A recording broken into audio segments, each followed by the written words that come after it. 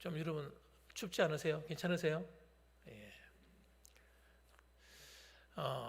이제 날씨가 점점 쌀쌀해지는 것 같아요. 오늘도 새벽에 보니까 약간 눈발이 조금 날리더니 또 저녁 때가 되니까 또 이렇게 눈이 막 내리는 것 같더라고요. 그런데 다행히 지금은 좀 괜찮아졌는 것 같습니다. 예배 드리라고 하나님께서 그렇게 해주시는 것 같아서 감사한 마음이 듭니다. 오늘 저는 본문의 말씀을 가지고요, 한번 따라합시다. 오직 하나님께로부터 난 자들, 오직 하나님께로부터 난 자들. 여러분, 저와 여러분이 하나님으로부터 난 자들입니다. 육신으로는 부모의 혈통을 물려받아서 부모의 피로 난 자들이지만, 그러나 예수 믿는 모든 성도들은 이 땅에 속해 있지만 하늘로부터 난 자들이에요. 하늘로부터 난 자들. 정말 멋있는 소리 아닙니까? 진짜 아름다운 소리예요. 저는 이 말을 들으면 너무 마음이 기뻐요. 우리가 살아가는 이 세상은요, 한편으로 보면 정말 아름답게 보입니다. 그래서 사람들이 여유가 생기고 돈이 있고 하면 모두 다 여행을 다니려고 난립니다. 그래서 우리나라 구석구석 여행 가는 걸 재미있어하고 즐거워하고, 계절마다 꽃이 피고 또 여름의 아름다움, 또 가을의 아름다움, 사계절의 아름다움이 우리나라는 다 있잖아요. 너무너무 좋죠. 또 그뿐만 아니라 추운 겨울에는 또 따뜻한 나라에 가서 또 여행을 할 수도 있어요. 그리고 또 전 세계를 다니면서 또 여행하는 사람들도 있습니다. 왜? 아름답게 보이니까요, 자연이. 우리나라도 마찬가지예요. 우리나라는 여러분 진짜 정말 좋은 것 같아요. 아침 저녁으로 이렇게 맑은 공기를 쐬을 수 있는 것도 감사하고, 또 새벽 여명의 그 모습이나 또 해가 질 때 보면 또 어떨 때는 얼마나 아름답습니까? 노을이 지는 그런 모습들도 너무너무 아름답고. 그래서 어떨 때는 제가 여기 와가지고 차를 타고 가다가 차를 세워놓고 노을 지는 장면을 사진을 찍기도 하고 그랬어요. 너무 이뻐서. 정말 장관입니다. 그런데 여러분, 우리가 눈으로 보는, 겉으로 보이는 이 아름다운 세계가 영적으로 볼 때는요, 충격적입니다. 이것을 하나님께서는 성경을 통해서 어떻게 표현하시냐면, 이 어둠이다, 어둠. 캄캄한 어둠이 덮여 있다는 거예요. 그래서 여러분, 육신의 이 영적인 세계를 보지 못하는 사람은 육신의 것만 가지고 살아가잖아요. 그러다가 인생을 살아가면서 어려움을 만나고, 정말 힘든 일을 만나게 되면 그때서 깨닫게 됩니다. 이 세상이 아름답지만은 않구나. 이럴 수가. 어떤 사람은 이렇게 생각합니다. 이 세상은 지옥이다, 지옥. 지옥을 가보지 않은 사람, 믿지 않는 사람도요, 자기가 사는 삶이 지옥이래요, 지옥. 그래서 자살하는 겁니다. 탈출하고 싶어가지고. 그런다고 탈출이 되는 것이 아니고, 진짜 지옥에 떨어지는 거예요. 이 세상이 여러분, 영적으로 볼 때는 정말 캄캄한 어둠이 덮여 있다는 거예요. 이걸 여러분, 우리가 깨달아야 돼요. 그래서 이걸 깨닫는 사람이 여러분, 하나님을 찾습니다. 하나님을 찾게 돼요. 우리가 살아가는 이 세상은 여러분, 아담이 타락한 이후 이 죄가 도입되고 난 다음 이 세상은 여러분 정말 만만치 않습니다. 왜 그렇습니까? 이 세상이 하나님의 심판 아래에 있기 때문이에요. 저주 아래에 있는 겁니다. 그래서 여러분, 우리가 살아갈 때도 여러분 어떤 면으로, 단면으로 볼 때는 참 좋은 것처럼 보이고 편안해 보이고 그러지만, 또 한편으로 우리가 살아가는 이 세상은 너무너무 끔찍하고 힘든 세상이에요. 만만하지 않은 겁니다. 온갖 저주와 불행이 여러분 마치 파도가 치듯이, 여러분 물결 치듯이 덮쳐오는 거예요. 그리고 그 안에 이 죄와 사탄 마귀의 노예가 되어가지고 여러분 살아가는 수많은 사람들이 있는 겁니다. 수많은 사람들이 있어요. 너무너무 불행하죠. 그러니까 여러분, 그들은 행복이 뭔지를 모릅니다. 행복이 뭔지를 몰라요. 돈을 많이 가져도 행복하지 않아요. 조금 편리할 수는 있겠죠, 남보다. 그러나 행복이 없습니다. 그러니까 우리가 생각할 때는 돈이 많고 권력을 가지고 명예를 가지고 이렇게 살면 행복하겠지 한번 가보세요. 그 길로 한번 가보시라니까요. 행복하지가 않습니다. 그 안이요, 끔찍해요, 끔찍해. 그러니까 신앙생활 하는 사람들이 그걸 행복인 줄 알고 살아가면요, 큰일 나는 거예요. 예. 적어도 나이가 50대, 60대, 70대 이후 된 사람들은요, 그런 걸 행복으로 생각하면 안 되는 거예요. 그럼 돌이킬 수가 없어요. 돈이 우리를 행복하게 하는 게 아닙니다. 따라합시다. 하나님을 만나야 행복하다. 하나님을 저로 딱 만나버려야 행복한 거예요. 많이 있고 없고는요, 별로 중요하지 않아요. 진짜 중요하지 않습니다. 애들에게도 여러분, 세상에서 성공해라, 성공해라, 그거 가르치면 안 됩니다. 그거 가르쳐봤자 아이들이 결국은 허무한 거예요. 나중에는요. 그거 쫓아가면 안 돼요. 신앙생활 잘해야 된다. 예수님 잘 믿어야 된다. 하나님 만나야 된다. 그거 가르쳐야 돼요. 애들이 좀 잘 안 되고 어렵다고 해서 너무 고민할 필요 없어요. 여러분, 어려움이 온 건 다 이유가 있는 거예요. 뭐 하려고요? 정신 차리라고. 여러분, 그게 전부 다가 아니기 때문에 그 어려움을 통해서 하나님을 만나게 만들어줘야 돼요. 기도하게 만들어줘야 돼요. 그 영적 어둠 속에서 씨름하는 그들, 그들을 살려내는 유일한 길은 하나밖에 없습니다. 하나님을 바르게 만나는 순간 모든 문제는 풀어지기 시작하는 거예요. 축복요, 어려운 게 아닙니다.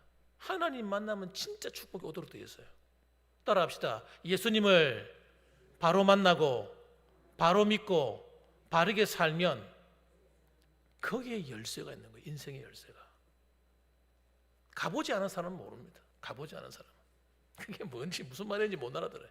아니, 목사님 답답하네요. 목사님, 지금 당장 직장이 필요하고 당장 지금 뭐 먹고 살아야 되고 당장 지금 장사가 안 되고 사업이 안 되고,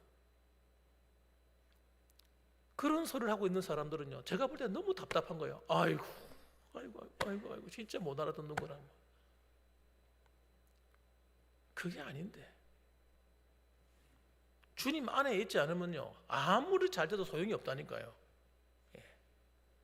주님 안에서 잘 돼야 돼요. 그런데 이상한 건 뭐냐, 주님 안에 있으면 하나님이 잘 되도록 풀어주신다니까요. 그의 백성, 그의 자녀들을. 그래서 예수님은 한마디로 말하면 캄캄한 어둠 속에 비추인 한 줄기의 찬란한 빛입니다. 여러분, 이 빛을 꽉 잡아야 되는 거예요. 그래서 여러분, 이 요한복음 1장에서 그 이야기를 해주는 거예요. 예수님이 누구신가?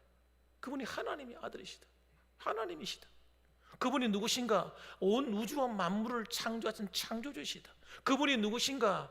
이 캄캄한 어둠 가운데 있는 모든 인생들을 자유케 하는, 그 어둠에서 건져내는 찬란한 빛이다. 그 얘기를 하고 있는 거예요. 그래서 여러분, 이것을 증언하기 위해서 누가 왔다는 거예요? 세례 요한이 왔다는 거예요. 세례 요한이 이걸 증언했다는 거예요. 그러면서 9절에 이렇게 말합니다. 찬빛 곧 세상에 와서 각 사람에게 비추는 빛이 있었나니. 찬빛, 요한복음은요, 예수님을 빛이라고 소개하는 거예요. 근데 이 빛이 아무데나 막 비추는, 여러분, 골목 안을 비추는, 동네를 비추는, 도시를 비추는 그런 빛이 아니고, 따라합시다. 각 사람에게 비치는 빛. 이야, 멋있는 말이지 않습니까? 주님의 빛이 여러분 아무데나 쓸데없는 데 막 비치는 게 아니라 어둠 속에 있는 각 사람 한 사람의 이 빛을 비추는 거예요. 그 빛이 여러분, 저는 20대 초반에 왔습니다. 그 빛이 딱 비치는 순간 여러분, 그분 앞에 엎어져 버렸어요. 내 운명이 바뀌었습니다. 인생의 방향이 바뀌어 버렸습니다. 행복하지 않던 내가 진짜 행복을 알아버렸습니다. 여러분, 이 빛을 비춤받은 사람들이 진짜 본격적인 진짜 인생의 길을 걸어가기 시작하는 거예요. 여러분도 이런 경험 해보셨죠? 이 비추임 받지 않는 사람은 구원받은 사람이 아닌 거예요. 예수님이 누군지도 모르고 교회 와도 나와 주님과의 관계가 확립되어 있지 않고, 이러면 곤란한 것이죠. 왜냐하면 우리 주님은 각자에게 임하셔서 각 사람과의 관계를 맺고 있기 때문에 그런 겁니다. 단체로 관계를 맺는 게 아니에요. 한 사람 한 사람마다. 구원은 여러분 공동적인 어떤 공동체가 구원받는 게 아닙니다. 각 사람마다 하나님 구원하시는 거예요. 10절 11절 말씀 제가 읽어보겠습니다. 그가 세상에 계셨으며 세상은 그로 말미암아 지은 바 되었으되 세상이 그를 알지 못하였고 자기 땅에 오매 자기 백성이 영접하지 아니하였으나, 이렇게 말합니다. 세상에 그분이 오셨어요. 말씀이 육신이 되어서 세상에 오셨습니다. 빛이 오셨어요.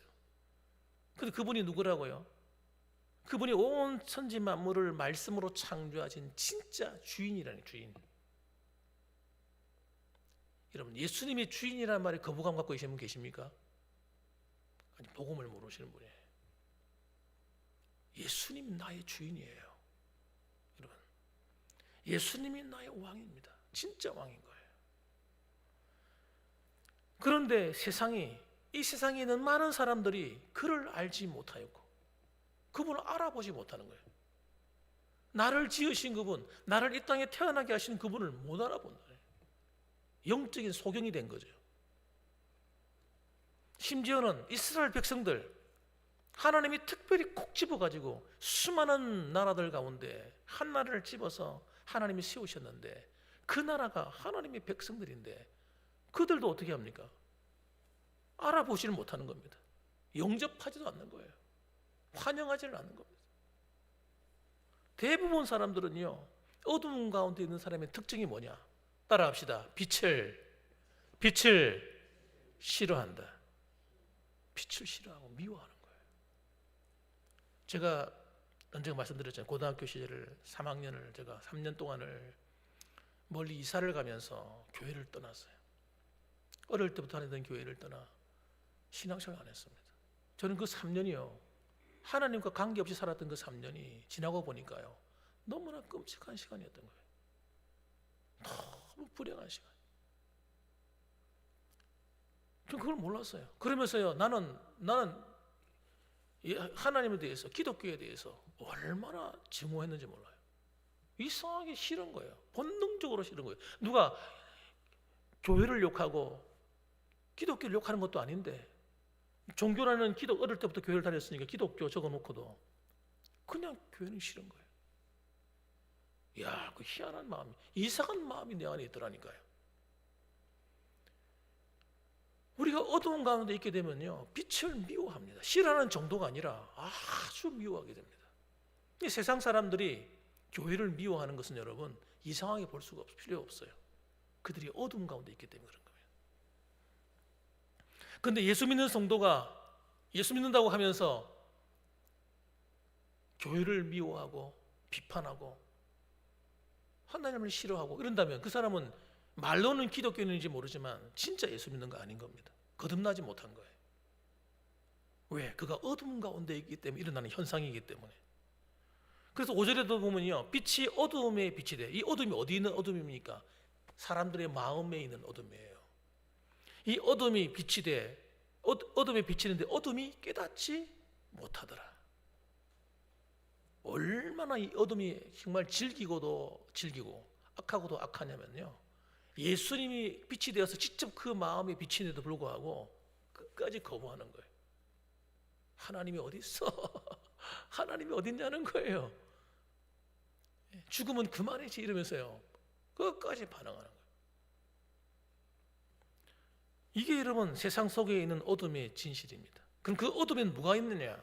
그 어둠의 자리에 사탄 마귀가 마치 뱀이 또아리를 들고 앉은 것처럼 딱 사탄의 악한 영들이 딱 또아리 들고 앉아 있는 거예요. 그래서 하나님을 대적하는 거예요. 예수 믿지 않은 모든 사람들은 하나님과 원수입니다. 그래서 저절로 원수가 돼버리는 겁니다. 그냥. 그래서 여러분, 이 하나님 각 사람에게 비치는 이 빛이 비추일 때 우리가 해야 될 일은 뭡니까? 예? 복음의 빛이 비추일 때 우리가 해야 될 일은 뭘까요? 그 빛을 받아들이는 것밖에 없어요. 빛을 받아들이기만 하면 되는 거예요. 사실 너무너무 쉬운 거예요. 그런데 이걸 안 하려고 문을 꼭 걸어 잠그고 문을 안 열는 안에 빗장을 탁 걸어 놓고요. 끝까지 반항하는 겁니다. 그게 그 사람이 하는 게 아니라니까요. 그 사람 안에 있는 어둠이 하는 거예요. 어둠. 그리고 우리가 하는 일은, 전도하는 성도들은요, 그걸 당연시해야지. 와, 전도해도 소용이 없네. 내가 능력이 없는가 봐. 전도 못 해먹겠다 하고 포기하면 안 된다는 거예요. 그게 정상이기 때문에 열릴 때까지 두드려야 되는 거예요. 그러면요, 빛이 비칠 때 우리가 어떻게 예수 믿었습니까? 우리가 마음의 문을 열었기 때문입니다. 영접하는 자, 곧 그 이름을 믿는 자들에게는, 12절에서는 그렇게 표현하는 거예요. 예수 믿는 것을 우리가 어떻게 예수를 믿었냐 이거예요. 우리의 마음의 문을 열고 예수님을 영접했다는 겁니다. 응했다는 거예요. 그래서 예수님 믿고 예수님을 영접하는 것, 이때부터 놀라운 변화가 일어나기 시작하는 겁니다. 이때부터. 그러니까 사탄이 하는 일이 뭡니까? 우리의 마음의 문을 열고 하나님의 음성을 듣고 빛이 비칠 때 이걸 받아들이지 못하도록 계속 방해하는 거예요. 방해하는 겁니다. 그 방해를 여러분, 방해해도 여러분, 하나님께서 붙들고 있는 영혼은 때가 탁 되면요, 참 좋게 예수 믿으면 얼마나 좋아요. 순탄하게 예수 믿는 성도들 많잖아요. 그런데 어떤 성도들은 고집이 너무 세요. 이 구원받을 하나님의 자녀가 되어야 될 사람인데, 그럼 하나님이 어떻게 하냐면 힘들고 어려운 일을 통해서 이런 마음의 문을 열게 만드시는 거예요. 고난을 통해서. 그래서 우리가 보면 이 간증 같은 거 들어보면요, 사실 부러운 일이 아니에요, 여러분. 부러운 일이. 앞에 나와서 사람들 앞에 간증하는 거 대부분 다 어떤 겁니까? 죽을 고생하고 그래가지고 은혜 받아가지고 간증하는 거예요. 우리는 그런 경험하지 않고도 그냥 예수님 믿어지고 할렐루야, 그게 축복인 겁니다. 축복. 고생해가지고 죽을 고비 넘겨가지고 예수 믿는 게 무슨 큰 복입니까? 사실은 그만큼 내가 악하다는 걸 얘기하는 거예요. 내가 너무 고집이 센 거예요. 그러니 정말 순탄하게 믿음 안에, 하나님 은혜 안에서 구원받아서 내 마음의 문을 열고 주님을 영접하고 믿음으로 살아가서 그 빛이 내 안에 탁 비추어져서 이렇게 살아가는 성도가 얼마나 복이 있냐 이거예요. 이렇게 될 때 일어나는 변화가 있는데, 그게 뭐냐면, 첫째는 영적 어둠인 죄와 사망의 권세로부터 순간적으로 자유케 되어버립니다. 내 죄를 씻음받으면서. 그 전까지는요, 우리는 그 죄의 노예가 되어서 이끄는 대로 끌려다녔어요. 내 의지가 소용이 없었어요. 내 주인이 마귀요 죄이기 때문에. 주인이 이끄는 대로 끌려가는 거예요. 주인이 딱 바뀌었잖아요. 예수님을 영접해서 예수님이 내 안에 들어오셔서 내 안에 주인이 딱 되는 순간, 이게 우리가 타락하기 이전의 모습으로 회복되는 거거든요. 그때부터는 죄가 마음대로 못하는 거예요. 우리가 실수하기도 하고 넘어질 수도 있고 유혹을 받기도 하지만은, 때로는 시험에 들기도 하지만, 그러나 궁극적으로 우리의 주인이 예수 그리스도가 되시고 하나님이 나의 주인이 되셨기 때문에 우리를 넘어뜨릴 수가 없는 겁니다. 망하게 할 수가 없는 거예요. 그 성령이 와 있는 사람은요, 예수님이 와 있는 사람은 어떻게 하게 됩니까? 회개하게 됩니다. 회개하는 순간 죄의 권세가 깨어져 버리는 거예요. 사탄의 권세가 순간적으로 깨어져 버리는 거예요. 그래서 예수님이 십자가의 그 놀라운 능력은요, 마귀의 머리를 밟아버린 겁니다. 마귀의 머리, 마귀의 권세, 머리는 권세를 말하는 거잖아요. 권세가 탁 깨져버린 거예요. 그래서 나를 자기 마음대로 못 부려먹어요. 이제는 얼마나 감사한 일이에요. 그래서 우리는 하나님을 부를 때 영적인 호적이 바뀌는 거예요. 그래서 두 번째로는 호적이 바뀌어서 하나님과 원수 되었던 우리가 하나님의 자녀가 되어버리는 거예요. 우리가 열심히 뭘 잘해서 그런 것이 아니라 예수님을 영접할 때 일어나는 변화입니다. 그래서 이것을 로마서 8장 15절에 뭐라고 말했냐면 이렇게 말했어요. 너희는 다시 무서워하는 종의 영을 받지 아니하고 양자의 영을 받았으므로 우리가 아빠 아버지라 부르짖느니라, 그렇게 말했습니다. 사실 아빠 아버지, 뒤에는 아버지는 빼도 돼요. 아빠라고 부르셨다는 거예요. 하나님을 아빠라고 부르셨는 거예요. 예수를 믿어서 우리가 양자형을 받아서 하나님과 원수인 우리가 거듭나고 구원받아 하나님을 아버지라고 부르는데 그냥 단순한 아버지가 아니라 아빠 아버지라 이거예요. 정말 친밀한 관계가 됐다는 걸 얘기하는 겁니다. 그래서 이 친밀한 관계 속에서 어떤 일이 일어나는가? 따라합시다. 하나님의 음성이 들려오기 시작한다. 하나님의 음성이 들려오기 시작하는 거예요. 그게 뭐냐? 성경이 깨달아지기 시작하는 겁니다. 성경이 깨달아져.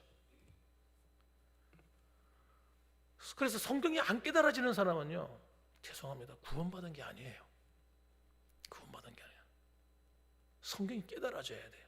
설교 시간에 와서 막 앉아있을 때 무슨 말인지 알아듣지 못하고 잠만 오고 이런 사람들 진짜 예수님 영접하셔야 돼요. 회개하라 천국에 가까웠느니라.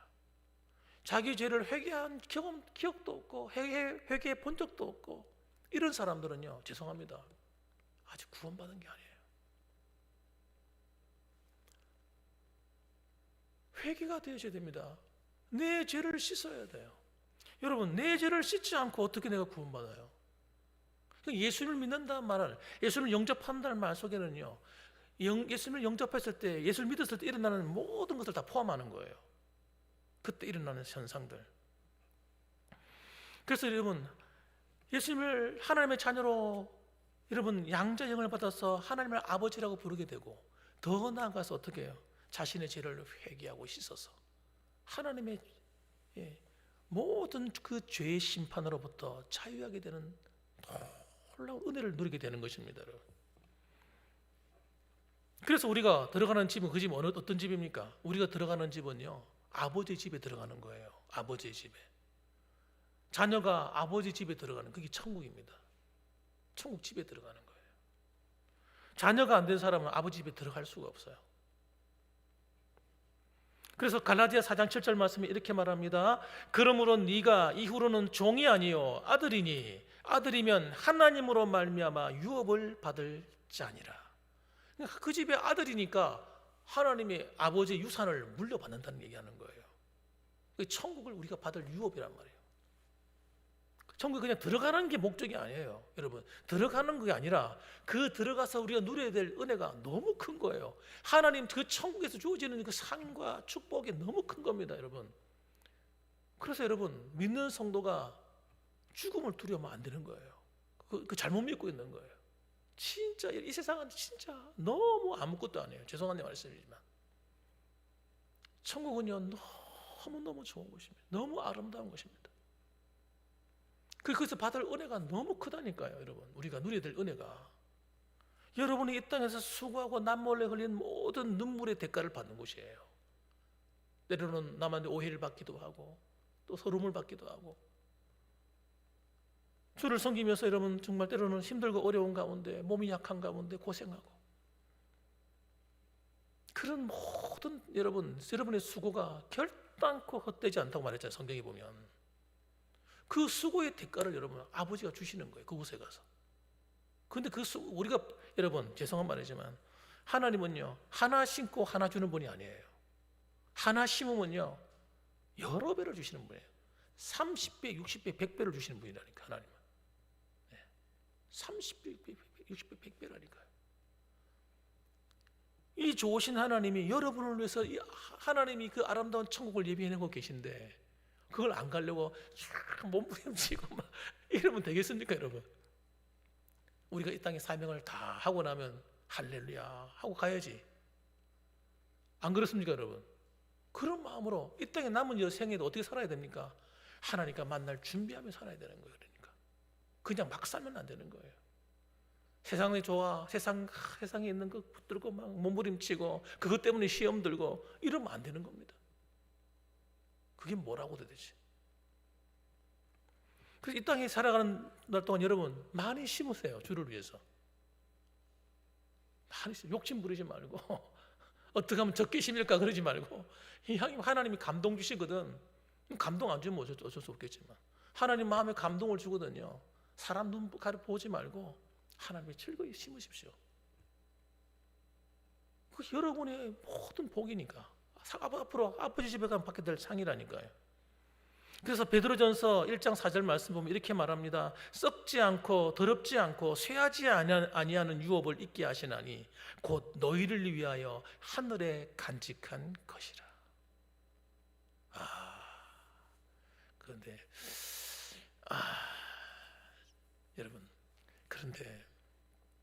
여러분 하나님 만날 준비가 되셨습니까? 중요한 거는 그래요. 준비가 됐냐 이거. 주님 오시면 주님 제발 좀 조금만 더 늦게 오세요. 지금 조금만 더 오세요. 준비가 좀 덜 됐으니까. 아니요 여러분. 주님 오실 날도 언제 오실지 모르지만 우리가 갈 날도 언제인지 몰라요. 왜? 올 때는 순서대로 왔지만 갈 때는 순서대로 가는 거 아니거든요. 그래서 항상 우리가 영적으로 깨어 있어서 하나님 말씀 안에 바르게 우리 신앙생활 해야 되는 거예요. 그래서 예수의 피로 거듭난 새롭게 태어난 자들 된 우리, 여러분 13절에 이렇게 표현합니다. 우리 같이 한번 읽어볼까요? 시작. 이는 혈통으로나 육정으로나 사람의 뜻으로 나지 아니하고 오직 하나님께로부터 난 자들이니라 하면서, 하나님께로부터 난 자들, 우리는 특별한 자들이라는 거잖아요. 근데 이런 사람들은 여러분 새로운 피조물이라는 거예요. 새로운 피조물. 고린도후서 5장 17절 말씀이 그렇게 말하잖아요. 너희는 새로운 피조물이라. 보라, 이전 것은 지나갔으니 새 것이 되었도다. 그렇게 말씀하면서 여러분 우리를 갖다가 이 사도 바울은 말하기를 이렇게 말해요. 새 사람을 입었으니 이렇게 말합니다. 골로새서 3장에 보게 되면 우리가 새 사람을 입었대요. 거듭나서 우리가 예수님 믿은 것을 갖다가 새 사람을 입었다. 과거의 모습과 다른 존재로 표현합니다. 그런데 새 사람을 입었으므로 끝난 것이 아니라고 또 얘기합니다. 이게 중요한 포인트예요. 그래서 빌립보서 2장 12절에는 이렇게 말해요. 그러므로 나의 사랑하는 자들아, 너희가 나 있을 때뿐 아니라 더욱 지금 나 없을 때에도 항상 복종하여 두렵고 떨림으로 너희 구원을 이루라. 이렇게 말씀합니다. 우리의 구원을 아름답게 이루어 가야 된다는 거예요. 예수님 믿었습니다. 할렐루야, 아멘. 이것이 구원의 모든 것이 아니라는 거예요. 이미 우리를 구원을 받았습니다만은 이 구원이 아름답게 더 완성되어 가야 되는 건데, 이걸 뭐라고 표현하냐? 새 사람을 입었으니까 또 새 사람을 온전하게 이루어 가야 된다 얘기합니다. 자, 골로새서 1장 28절 이렇게 말합니다. 우리가 그를 전파하여 각 사람을 권하고 모든 지혜로 각 사람을 가르침은 각 사람을 그리스도 안에서 완전한 자로 세우려 함이니. 이렇게 표현해요. 사도 바울이 목회자들이 예수님을 전파하고 또 믿는 사람들을 권해서 그 각 사람을 지혜로 말씀으로 가르치는 이유는 그 사람들을 그리스도 안에서 완전한 자로 세워간다. 이걸 뭐라고 말하냐? 에베소서에서는 새 사람을 입어라 라는 것으로 표현하는 거예요.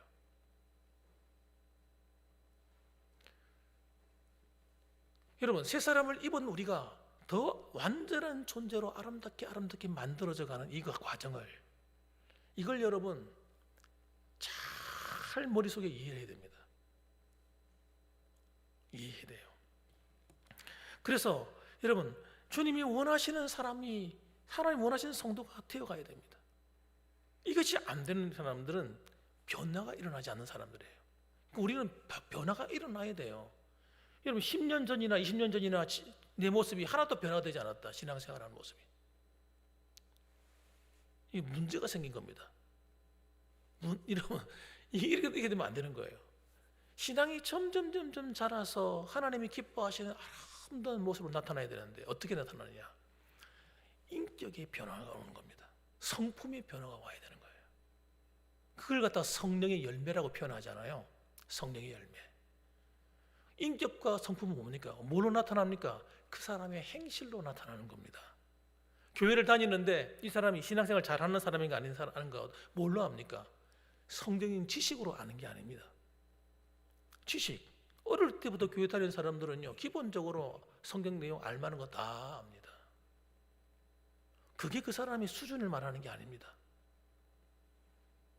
그 사람이 은혜를 얼마나 받았는 사람인가, 그 사람의 행동하는 거 보면 압니다. 어떻게 말하는가. 어떻게 행동하는가? 여러분 다 드러나는 거죠. 이게 진짜 우리의 모습인 거예요. 하나님 앞에 갈 때 여러분 우리 이 모습이 다 드러나는 겁니다. 드러나는 거예요. 이거 여러분 이 변화된 모습이 여러분 하나님이 기뻐하시는 모습입니다. 그래서 이런 열매가 여러분 새 사람 입은 사람의 성도의 향기가 만나면 나야 돼. 냄새가 따라합시다. 냄새가 향기가 나야 된다. 옆에 사람 안 맞다고 하세요. 어떤 냄새 나는지. 우리 봉황교회 새로운 사람이 탁 오면요 금방 알게 돼요. 향기가 나거든요. 냄새가 난다는 냄새가. 딱 들어왔는데 어디서 꼬랑내가 팍 나. 이러면 어떻게 돼요? 아, 이게 고약하네. 어떤 교회 가면요 아름다운 향기가 나는 거예요. 아니 너무 마음이 편안하고 너무 좋아. 예? 성도들 얼굴 보니까 마치 하나님의 얼굴 보는 것 같고. 예? 여러분 이런 모습이 나타나야 되는 거예요. 여러분 그런 교회가 되기를 위해서 기도해야 되는 것입니다. 그 김상희 목사를 위해서 기도할 때도 그렇게 기도하셔야 돼요. 김상희 목사가 그리스도의 향기가 나타나는 목사가 되게 하옵소서. 뭐 배 아프십니까? 왜 아무 말도 안 하고 대답도 안 하시고? 그럼 아멘 누가 하면 해주셔야지. 네. 아니 김상희 목사가 고약한 목사가 되면 되겠습니까? 만나면 어디 썩은 냄새가 막 나고. 다 알아요. 다 알게 돼요. 네. 그러면 누가 이 김상희 목사의 설교를 듣겠습니까? 다 아는데 뭐. 마찬가지입니다, 여러분. 그래서 나를 기도할 때도 하나님 내 안에서 그리스도의 향기로운 새 사람의 냄새가 나도록 기도해야 돼요. 그리고 조심해야 돼요. 두렵고 떨림으로. 여러분을 통해서 한 영혼이 구원받을 수도 있고 한 영혼이 실족할 수도 있어요. 여러분 때문에. 그게 얼마나 중요합니까? 우리 한 사람이 굉장히 중요한 거예요. 그래서 말도 조심하게 하고 행동도 조심스럽게 하고 말할 때는 항상 좋게 말하고 남을 헐뜯는 말은 절대 하지 말고. 여러분 하면 안 됩니다. 하면요 나한테 아무런 이득이 없어요. 하나님이 그냥 두질 않기 때문에.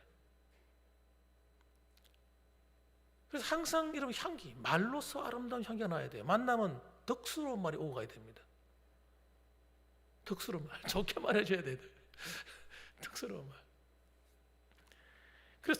그래서 여러분 우리 안에 이런 아름다운 그리스도의 주님을 내 안에 모시고 주님과 함께 살아가는 내 안에 빛이 다 비치면 이 빛은요 반사되게 돼요. 빛이 반사가 된다니까요.